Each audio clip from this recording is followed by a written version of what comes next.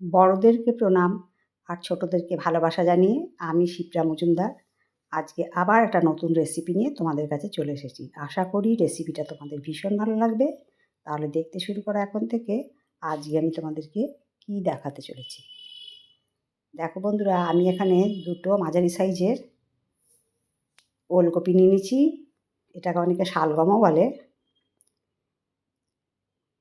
এইভাবে আমি ছাড়িয়ে নেবো। এবারে দু অর্ধেক করে কেটে নিলাম, সামনে আর পিছনে বাদ দিয়ে দু অর্ধেক করে কেটে নিয়ে এবারে এটাকে 4 ভাগ করে দিচ্ছি। এরপরে যেমন করে খোসা ছাড়ায় ছুরির সাহায্যে খোসাগুলো সুন্দর করে ছাড়িয়ে নেব। তোমরা ইচ্ছা করলে বটির সাহায্যেও এই খোসাগুলোকে ছাড়িয়ে নিতে পারো। আমি ছুরিতে অভ্যস্ত, তাই আমি ছুরি দিয়েই কেটে নিচ্ছি।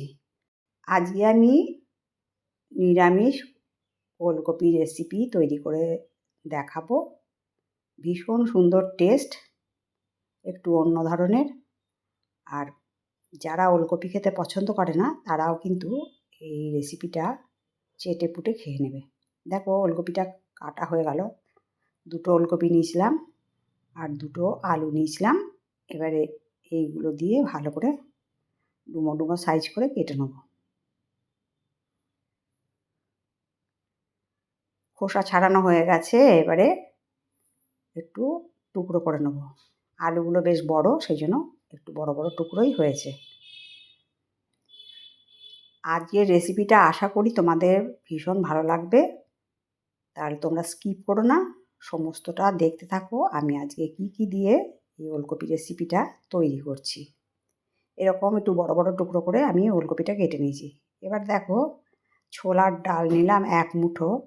একটা বাটির মধ্যে জল দিয়ে এটাকে ভিজিয়ে রাখবো। কড়াই চাপিয়ে দিচ্ছি গ্যাসের ওভেনে। এবারে পরিমাণ মতো সর্ষের তেল দিয়ে দিলাম। সর্ষের তেলের মধ্যে একটা শুকনো লঙ্কা ফোড়ন দিয়ে দিলাম। এবার দিয়ে দিলাম একটা তেজপাতাকে আধখানা করে ছিঁড়ে নিলাম, ওইটাও দিয়ে দিলাম।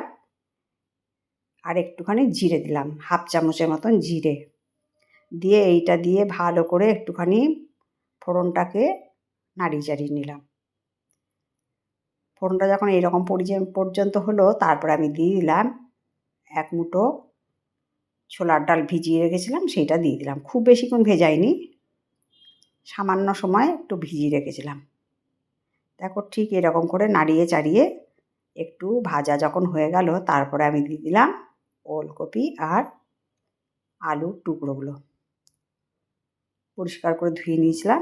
এবারে আমি ওলকপি আলু সমস্তটা দিয়ে দিলাম, দিয়ে ভালো করে ওপর নিচ নাড়িয়ে চাড়িয়ে রান্না করে নেবো। বন্ধুরা, তোমরা এইরকমভাবে ওলকপি রেসিপি কোনোদিন করেছো কি না আমাকে অবশ্যই জানাবে। এরপরে দিয়ে দিলাম 1 চামচ লবণ আর 1/2 চামচ হলুদ। লবণ আর হলুদ দিয়ে ভালো করে ওপর নিচ নাড়িয়ে চাড়িয়ে সুন্দর করে কষিয়ে নেব। এই রেসিপিটা ওলকপি বা শালগমের রেসিপিটা, এটা গরম গরম ভাত, রুটি, পরোটা সমস্ত কিছুর সাথে কিন্তু খেতে খুব ভালো লাগবে। আর বাড়ির প্রতিটা সদস্য কিন্তু এইভাবে তৈরি করে দিলে খুব খুশিও হবে। যাই হোক, নাড়িয়ে চাড়িয়ে আমি একটা ঢাকনা চাপা দিয়ে রাখলাম মিনিট 5-এর জন্য। এবার ঢাকনাটাকে খুলে নিয়েছি। ঢাকনাটা খুলিয়ে একটুখানি আবার ওপর নিচ নাড়িয়ে চাড়িয়ে দেব। ছোলার ডালটা সেদ্ধ হতে কিন্তু অনেক সময় লাগবে। তোমাদেরকে দেখিয়ে দিচ্ছি, এখনও অনেকটাই সেদ্ধ বাকি আছে। সেদ্ধটা এমনভাবে করব যেন পুরোটা গলে না যায়, আবার খুব শক্ত না থাকে। যাই হোক, এভাবে আর একটু নাড়িয়ে চাড়িয়ে ঢাকনা চাপা দিয়ে রাখলাম। এই রান্নাটাকে কষিয়ে নেবো এই ঢাকনা চাপা দিয়ে দিয়ে। আবার মিনিট 5 ঢাকনা চাপা দিয়ে আমি ঢাকনাটা খুলে রাখলাম, দিয়ে আবার ওপর নিচ নাড়িয়ে চাড়িয়ে নিচ্ছি। দেখো আলুটা কিন্তু খুব সুন্দর সেদ্ধ হয়ে গেছে, আর ওলকপিও খুব সুন্দর সেদ্ধ হয়ে গেছে। ভালো করে নাড়িয়ে চাড়িয়ে দিয়ে দিচ্ছি 1 চামচ উঁচু 1 চামচ জিরে গুঁড়ো। আর 1 চামচ লাল লঙ্কার গুঁড়ো। লবণটা একটু কম হয়েছিল বলে আর 1/2 চামচ লবণ দিয়ে দিলাম। দিয়ে আবার ভালো করে মশলার সাথে একটু ওপর নিচ নাড়িয়ে চাড়িয়ে নেব, যেন সুন্দর করে মশলাগুলো সবজির গায়ে লেগে যায়। আর যাতে পুড়ে না যায় সেই জন্য আমি একটুখানি জলও দিয়ে দিলাম। জল দিয়ে এবারে এটাকে ভালো করে আবার ওপর নিচ নাড়িয়ে চাড়িয়ে নেব। আজকে আমি এই রেসিপিটা তৈরি করে দেখাচ্ছি একটু অন্য ধরন করে। আমরা যেভাবে সচরাচর রান্না করে খাই সেরকম না, একটুখানি আলাদা টাইপের জিনিস দিয়ে আমি তৈরি করে নিচ্ছি। একটু নাড়িচাড়ি ঢাকনা চাপা দিয়ে দিলাম। এরপরে একটা ননস্টিক হাতা চাপিয়ে দিয়েছি, তার মধ্যে 3টে এলাচ, একটা স্টিক হলো দারচিনি আর 3টে লবঙ্গ দিয়ে একটুখানি হালকা করে রং ধরা পর্যন্ত ভেজে নিচ্ছি।